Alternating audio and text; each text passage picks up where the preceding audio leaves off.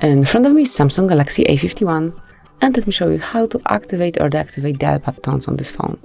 So at first, let's open your phone dialer, and as you can hear, it is muted now. If you would like to change it, if you would like to activate dial pad tones, just open the settings, then find and select sounds and vibration. So it's actually at the top of the list.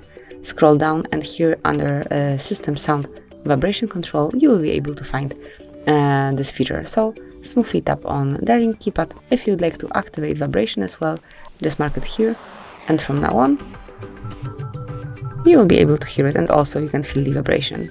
So this is it, that will be all. Thank you for watching. Please subscribe our channel and leave a thumbs up.